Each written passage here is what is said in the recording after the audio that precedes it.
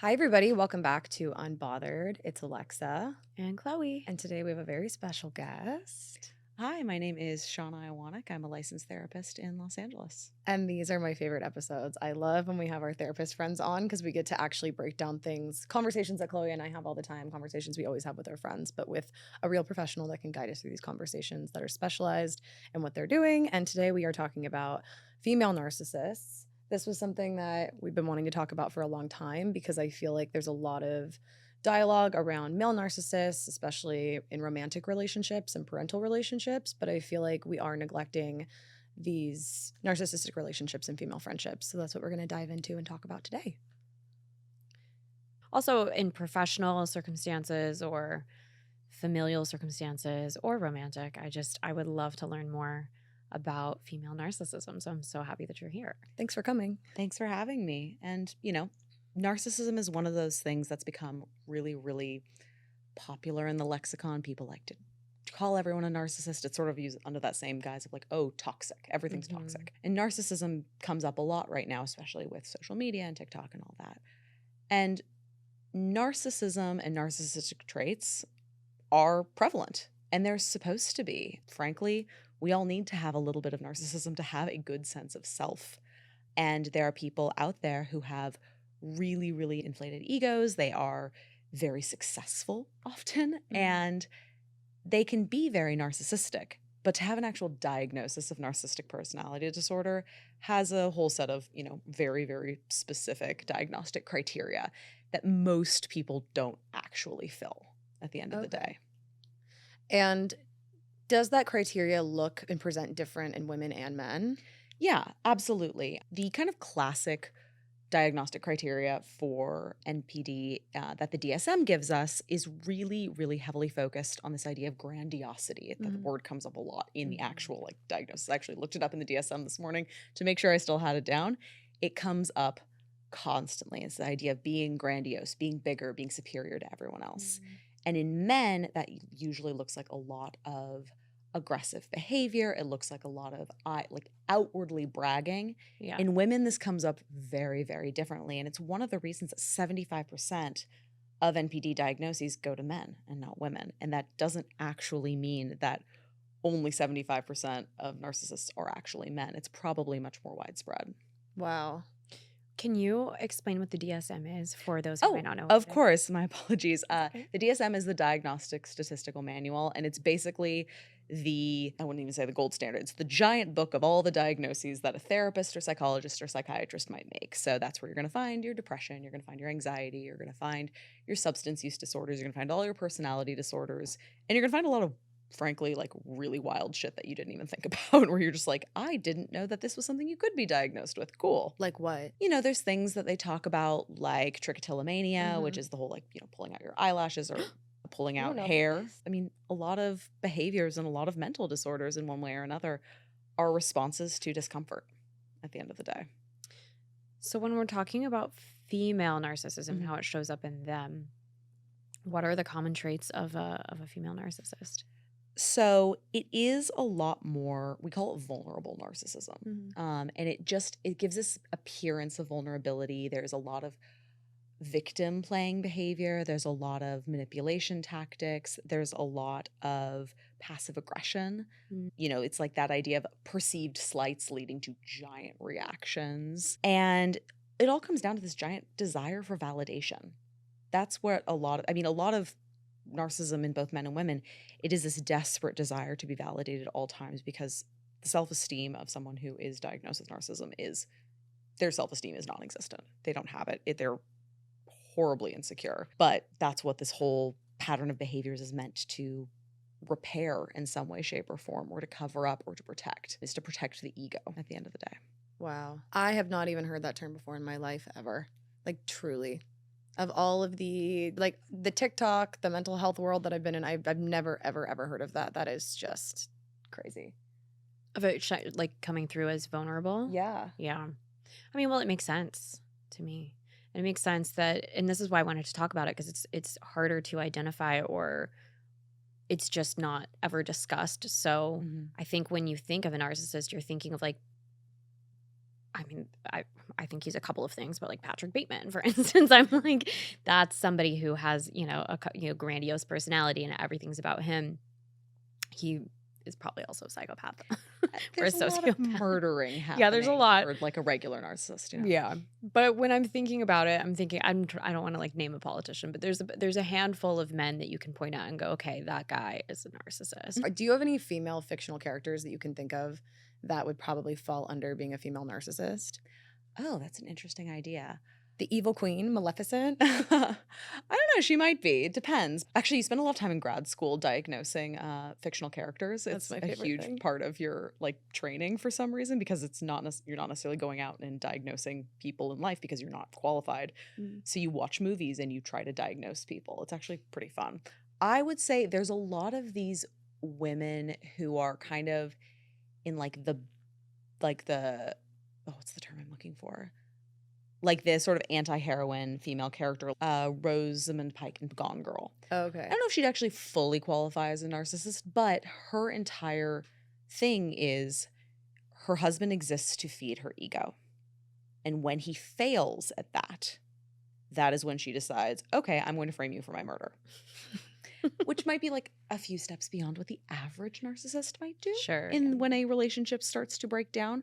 But one thing that does happen is when the relationship, friendship, romantic relationship, what have you, no longer serves the purposes, or there is a perceived slight to the ego, or there's, a setting of boundaries where this person is no longer serving the narcissist the way they need to be served, otherwise, or their whole image and ego collapses, they will often lash out. And it's one of the things, if you address behavior with a narcissist, you're like, hey, I need to set boundaries around this. And I'll get into a boundary conversation later, but I need to set boundaries around this. Yeah. There's often a very, very big increase in the types of behavior. If you try to end the relationship, usually if you're in a friend group, shit hits the fan pretty quick. Yeah, that makes sense.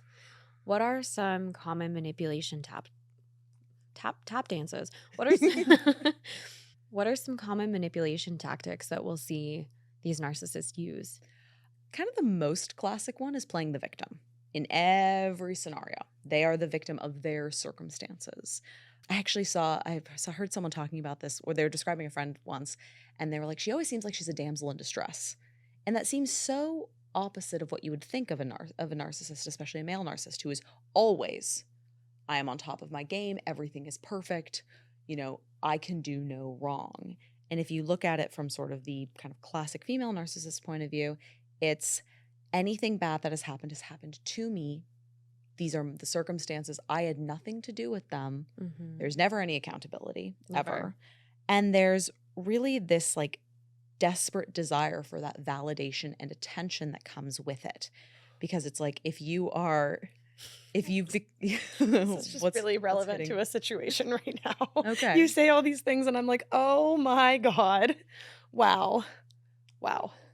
Sorry. No, that's okay. I'm It seems just like something's coming up shook. for you a lot. Yeah, every time we do this, I'm always like, we're just, having a little episode, and then it just becomes a full-fledged therapy session. I end up crying. It's a whole thing. So I'm going to let you talk, and I'm just going to take a step back. Okay. I'm so sorry to interrupt you. No, that's fine. When stuff comes up, it's really important. We recognize this in our relationships. Yeah. Like I said, was saying to you guys before we started this episode, I remember when I first read the diagnostic criteria for NPD, and I really recognized some figures that had been in my life before, to the point where I was kind of laughing because it was very, very clinical language. Yeah. But it was oh, and this was more for male narcissists, but it was oh, they need to have the best version of everything no matter what.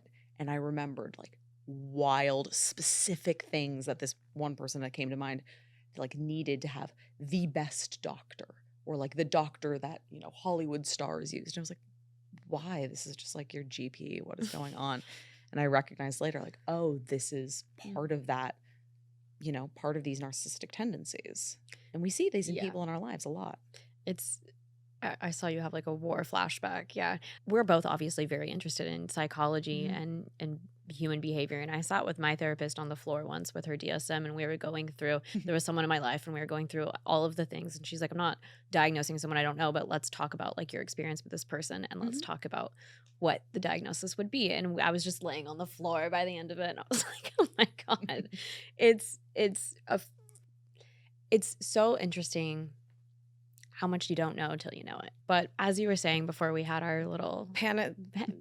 war flashback. Yeah, I mean, it's just this, when it comes to like the types of manipulation tactics that someone will use, it's a lot of, you know, if you're like in a group situation particularly, there's a lot of competitiveness.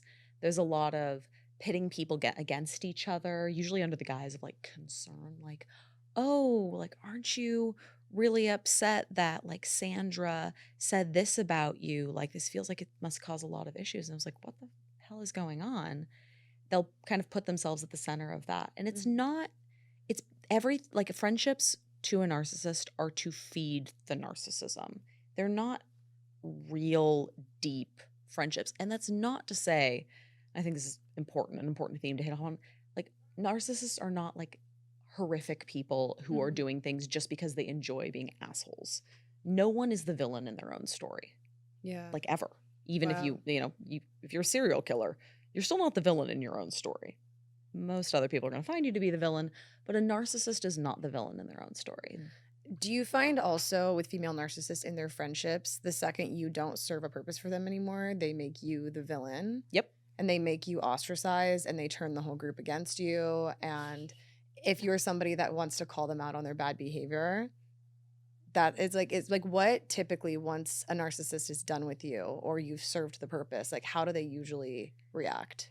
Because to them, it's not, oh, you served your purpose and therefore get away from me. It will be, there is a perceived rejection. There's a perceived slight. There's perceived abandonment. There's a, extreme sensitivity to criticism because it threatens that part of their ego that they're desperately trying to protect. So when you say, like, you call them out on their behavior, they're just like, absolutely the fuck not. Yeah. I'm going to go nuclear on this situation. And yes, they will do a lot of the types of behavior you're talking about. It is that, okay, I'm going to, start spreading rumors. I'm going to get everyone to hate you somehow or another. And it's become a really difficult dynamic, especially if you want to maintain any semblance of a friendship within a friend group or even with the narcissist. Totally. And also, do you find that they like to surround themselves with yes people? It can be. A lot of the times they'll surround themselves with insecure people. Okay. They like being the one that's like they like having the minions, essentially. Exactly. And they like to be superior. The whole point of being a narcissist is you are superior to everyone else. It comes from this really, really deep ego wounds of childhood, like where, a lot of the times their feelings are too much or whatever about them is too much. When you see female narcissists in the workplace or female narcissists maybe as a mother figure or someone who's deeply integrated in your life that you can't set a boundary with or walk away from, how do you suggest handling that?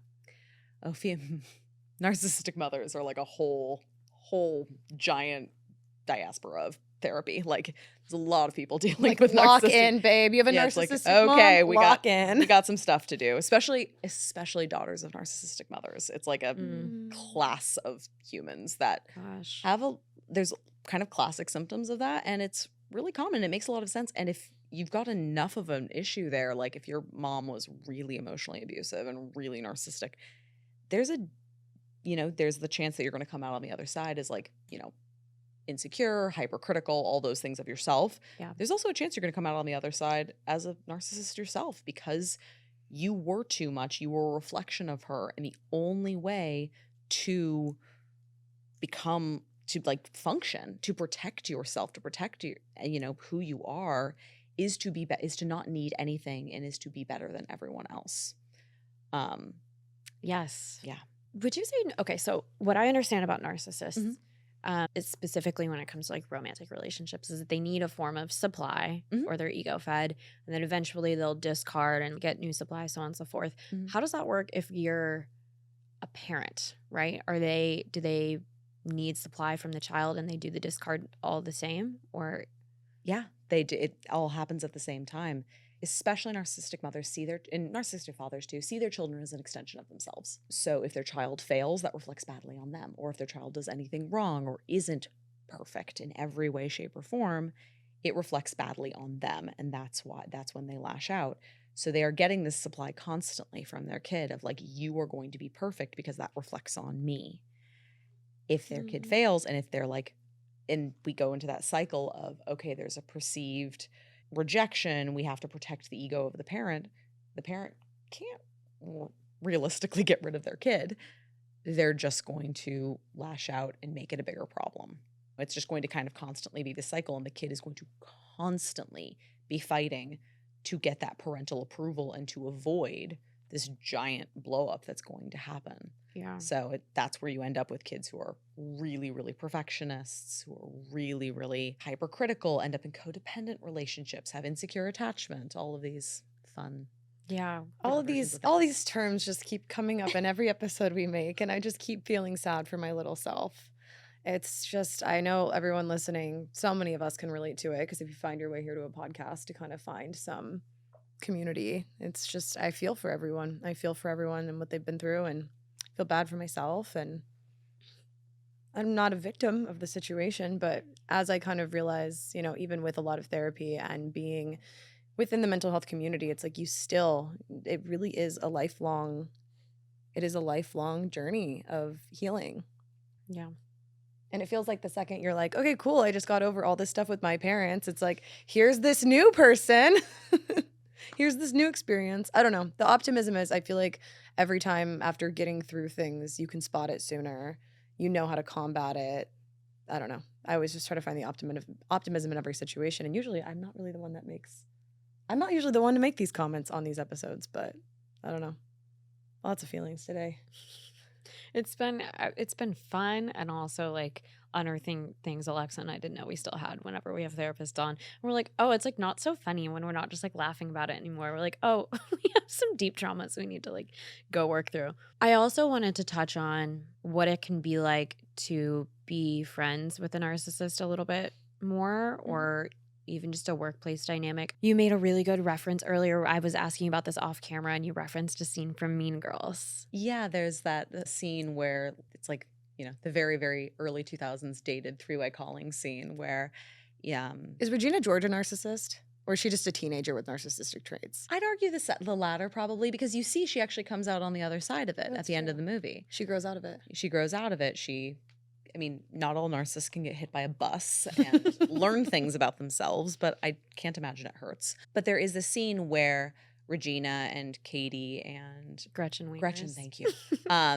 Regina calls Katie and says something like, oh, I heard you like Aaron Samuels, blah, blah, blah. And then she goes, oh, aren't you so mad at Gretchen for telling me about this? And Katie's like, no, because Katie is a space cadet and doesn't realize that there's other dynamics going on. And then it's like, oh, Gretchen, she's not mad at you. I can't believe you think I'm like want attention. And it is that idea of pitting people against each other in order to feed the ego and in order to make people kind of need you as a friend. And what's really interesting is friendships with narcissists will never, ever be reciprocal. They're just not in the same way that you would expect. And if you want to stay friends with a narcissist, and there's a lot of reasons for that, it's someone you can't get away from. It's your boss. It's a coworker that you can't just get fired because they suck. It's someone you've known your whole life and they're part of a friend group, and ending the friendship would cause more harm to you than it would cause good. That is where this idea of boundaries comes up. And we have to set boundaries. And boundaries are one of those things that's like also really thrown around a lot today. Like, oh, someone's crossing my boundary. And what we forget is that boundaries aren't about the other person. Boundaries are about you and your behavior when someone crosses your boundary. So if you're friends with a narcissist and you recognize like they always call me at 4 a.m. and then flip the fuck out if I don't pick up immediately and try to solve their problems and come and get them from whatever emergency, and then aren't there for me in any way, shape, or form.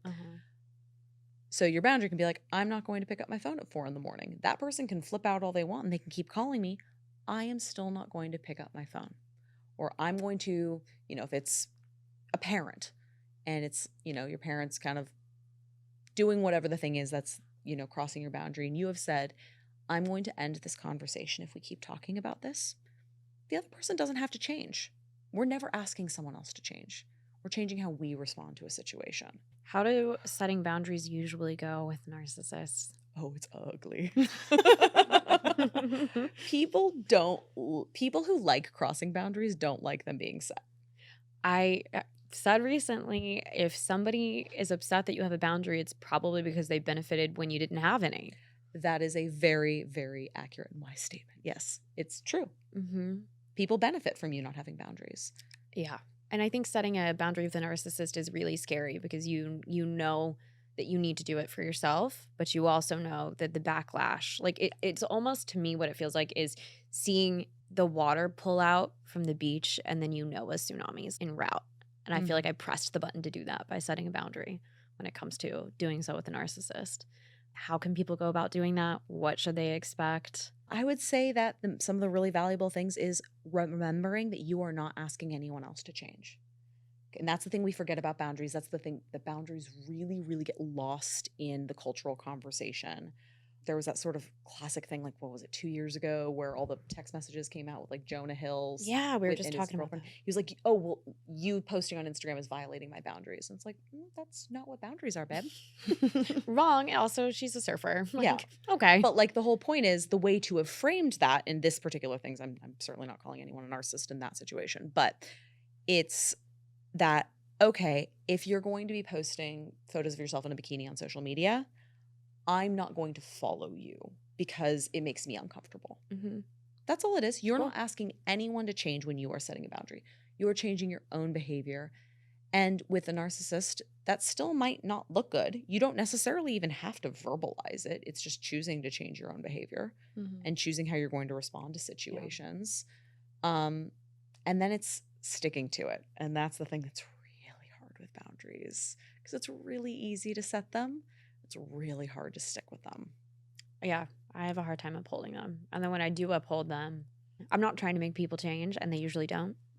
They're usually like, okay, fuck your boundary. And I'm like, okay, cool. And then everything, just falls to shit with that relationship, because I'm trying to do better at withholding them. And withholding them means, okay, then you can't be around me without verbally abusing me, then I'm not going to be around you. Mm-hmm. And that means we now have to shift this, and that about our lives. And with a narcissist, I feel like they don't really accept either or in my experience, at least. It's like, no, I'm still going to be around and I'm still going to talk to you like that. And I'm like, okay, now what? So are there any ways that you can recommend people having the tools in their tool belt when it comes to upholding boundaries with narcissists? It is really about that idea of remembering that it's your behavior that's going to change. It's also a bit of changing your expectations of the relationship. If you have realized a friend is a narcissist and that they are getting all the benefits from your friendship and they're not giving anything to you, and you decide, hey, I need to shift this, they're probably not going to change without a significant amount of therapy and self-awareness. So it is about changing, okay, I am now going to recognize this friendship is not going to be reciprocal in the way I want it to be. And kind of coming to that acceptance of it, and also grieving the relationship that you thought you had. Because a narcissist is usually pretty good at making you feel special at first, and making you feel like you're in their orbit, and making you feel like, all of those great things that is the reasons we like being in relationships with people, period. And so grieving the relationship you thought you had is going to be part of that process. Yeah, I mean, I have a close friend that has been diagnosed as a narcissist, and even when she kind of came to her friends, I mean, I think probably a good majority of her friends have a really turbulent relationship with her. People have stuck around though, me included, and it did get to the point where I realized, you know what? I know who this person is. I know that they are going to want to call me on the phone and want to talk for 4 hours about all of their problems. I'm going to give them 15 minutes. Hey, I have to go somewhere. Tell me what's going on. Send me a voice memo, and I'll kind of just take my time to respond to them.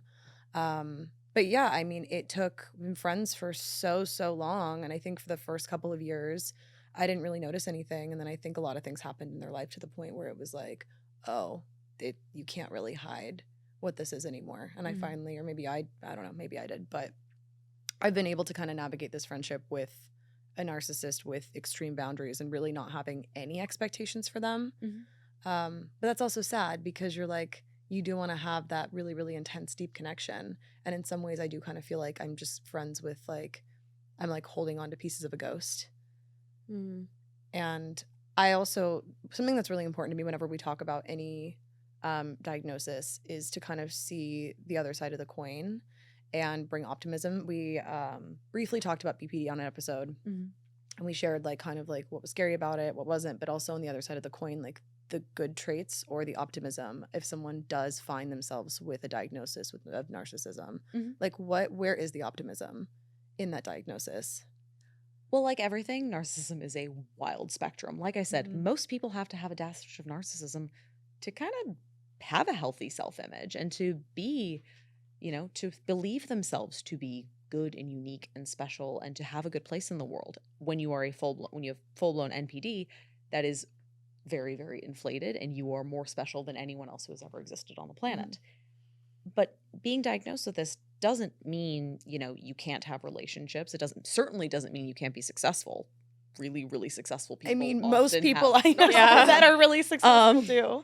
And because it is such a spectrum. And when you realize you have some narcissistic tendencies that have fundamentally like fucked up relationships, with a healthy dose of self-awareness, you're going to eventually recognize that. Self-awareness is actually the thing that kind of makes narcissism kind of counteracts it in a lot of ways.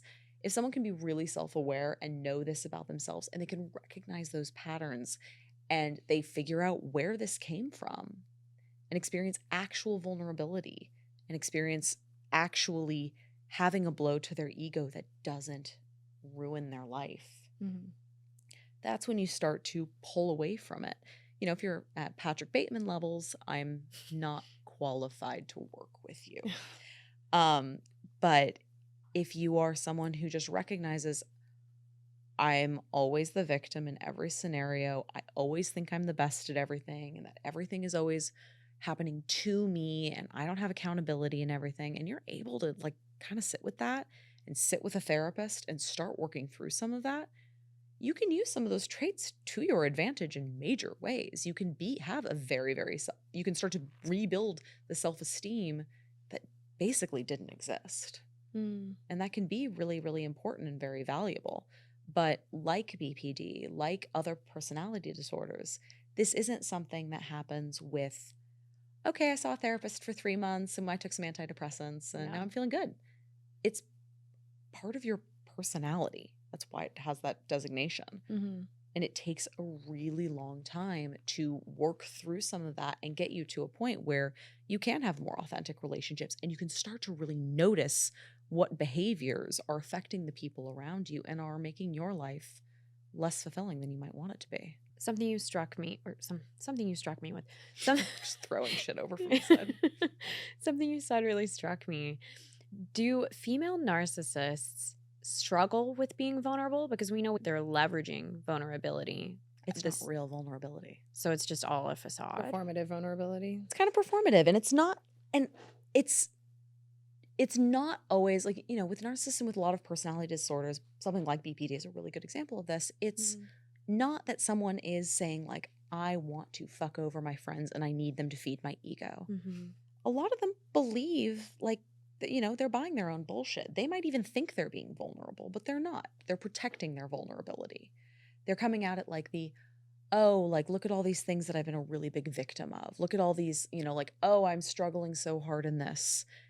They're seeing the parts of their vulnerability that like will work to their advantage. It's like sharing, you know, if you're meeting someone for the first time and they're saying like, oh, you know, I struggled a lot with like body image growing up. And you're like, yeah, sure, I did too. I'm going to go real hard on that so that you think, you know, I'm being vulnerable with you so that I can get what I want out of you. So like as a manipulation tactic. That's terrifying. Yeah. And it's not always conscious. Like it's patterns that you develop over years and years and years. So it's just kind of automatic. And it takes time to unwind that. And it's hard for people to realize it, even the person who is doing it. Do you have any more scenarios like that? I feel like that's really helpful. Just, you know, maybe what a narcissistic boss looks like, or, Just like a little scenario for people to actually visualize or maybe compare this to things that are going on in their life so they could be like, oh, that sounds. Yeah, I mean, kind of like with men, a lot of the times it is that like very big, like, oh, well, I was, the center of every major Hollywood deal that occurred in the last 5 years. And you're like, sure, cool, awesome. Good for you, man. For women, it can be a little more like there are going to be elements of this, and it's harder to detect this kind of in this day and age because social media is so pervasive and it is so necessary to put on a facade to like have that as part of who you are. Personal brand. It's your personal brand. Yeah. Like it's real. Like that's part of what you have to do is you have to create a version of yourself that is authentic, like air quotes there, but not completely real because you also still have to protect your anonymity. And your truest self. Totally. But, someone who is constantly, someone who constantly plays the victim, I think is a really, really good example of this. Or, will always center themselves in every single story or center themselves in every situation. So if it's your boss and it's like, oh, this deal went really badly, but it was all of these people's faults and definitely not mine. And I was so screwed over by all of them.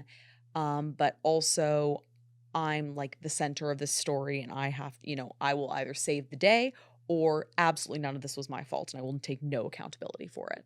It's just a major lack of accountability across the board. Absolutely. Yeah. What do you find happens when a narcissist is asked to take accountability? They don't, period. You'll see that in relationships, men or women. You don't take accountability as a narcissist because it is so damaging to that giant ego injury. If you take accountability, it means you did something wrong, which you cannot do. You can't do anything wrong. Part because in your head, you are the main character at all times, no matter what. And also because it shatters you. And it's not acceptable. Accepting defeat or admitting defeat but as a narcissist is like the worst thing that could ever happen. Yeah. Damn. And this is likely stemming from not feeling like they're enough as a kid. I mean, there's like probably, I think a lot of kids feel like they're not enough in various ways. It goes deeper than that. It's usually heavy emotional abuse in one way or another where you are always too much. You are always, and then, just whatever horrific shit your parents just decided to pull on you as a kid. But it's usually like becoming actual NPD. Most people did not come from, super loving homes with supportive parents that gave them the attention they needed and deserved. It's usually, I have to absolutely protect myself at all costs. Yeah, so it's like a survival mechanism. Absolutely. In a way. Wow. Same with I know you guys have talked about borderline on this podcast. Mm-hmm. It's very similar. It's a protective mechanism at the end of the day. Most of these are. A lot of mental disorders are. A lot of trauma responses are. Yeah. Yeah.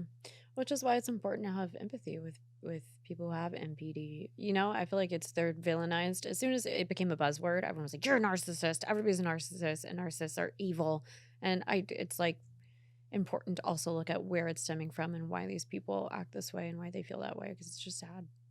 Can you still have fulfilling and happy relationships that feel good? I mean, I was kind of giving the example of my friend that I've, had to kind of build a lot of boundaries with, but still consider them a good friend. If it's something where you have either somebody in your life that is forced to be close to you, how possible is it if that person is also wanting to grow and, understand themselves more to build those deep relationships again? Like, for example, if somebody had a narcissistic mother and the mother became aware of it somehow and was like, I want to do better. Like, is there a space in which you actually kind of get a more conventional, I don't want to say conventional, correct me, but you can have a more fulfilling relationship?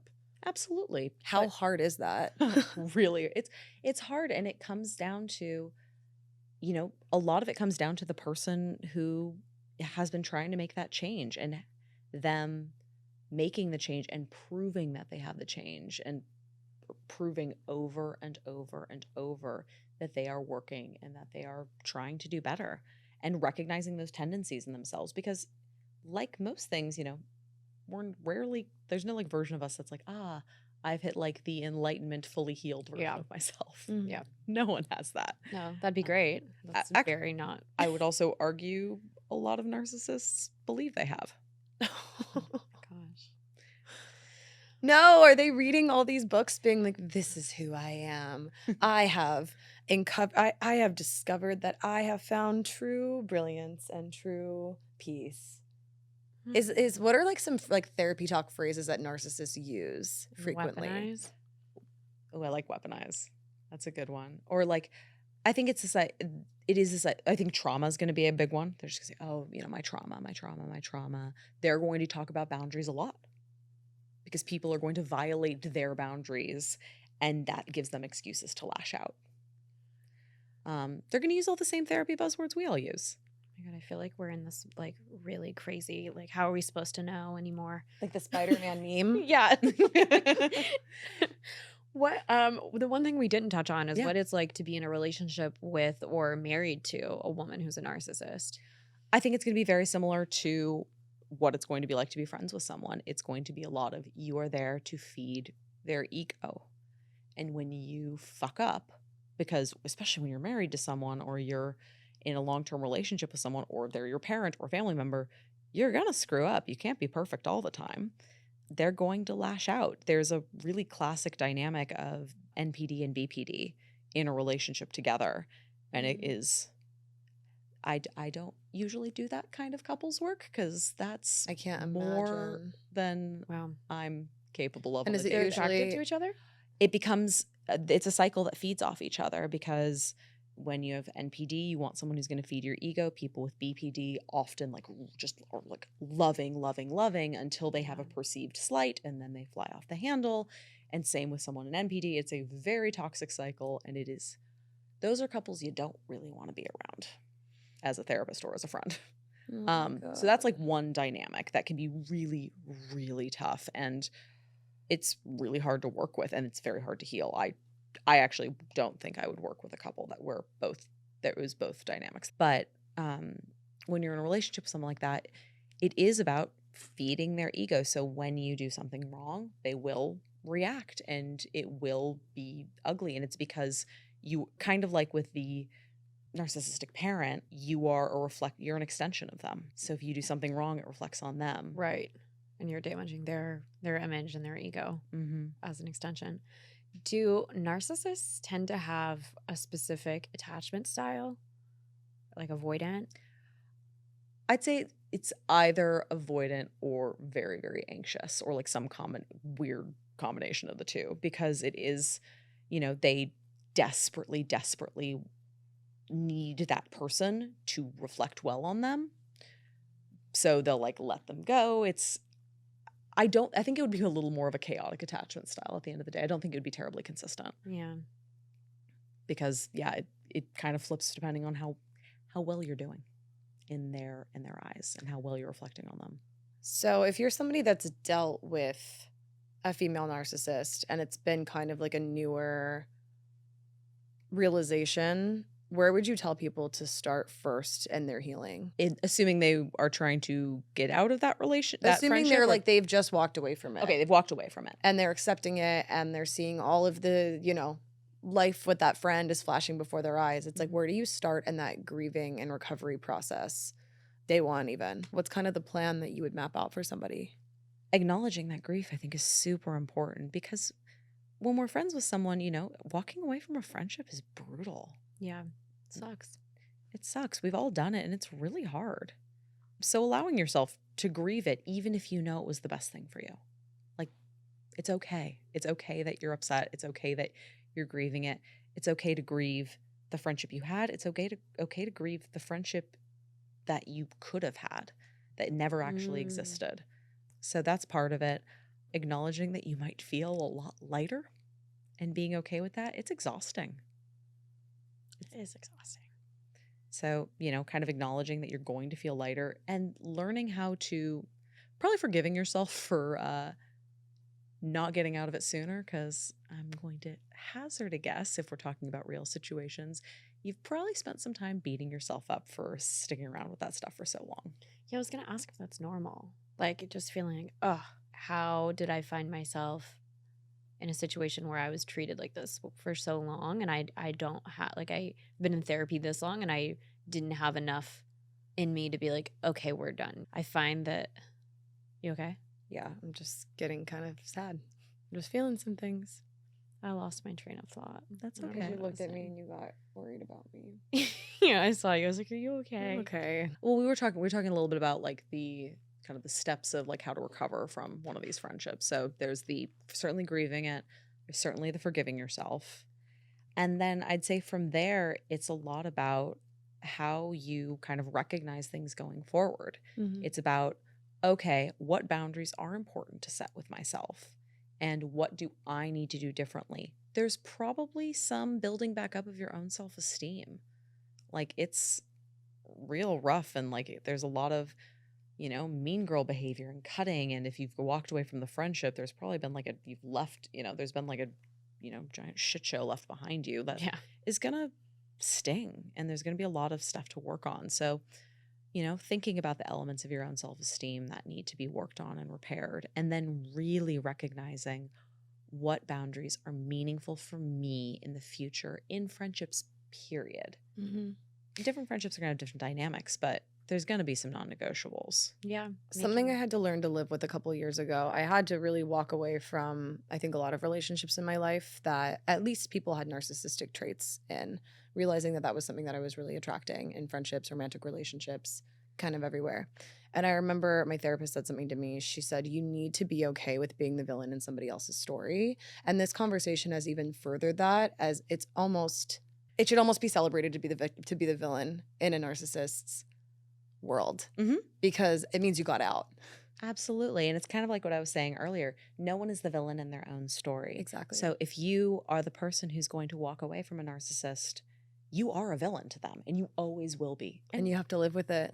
It's kind of a bummer. Like, It sucks to know that. It sucks to not be liked. Choosing yourself to be but I think it is worth choosing yourself to be a villain in someone else's story that isn't regulated and isn't grounded in the real world.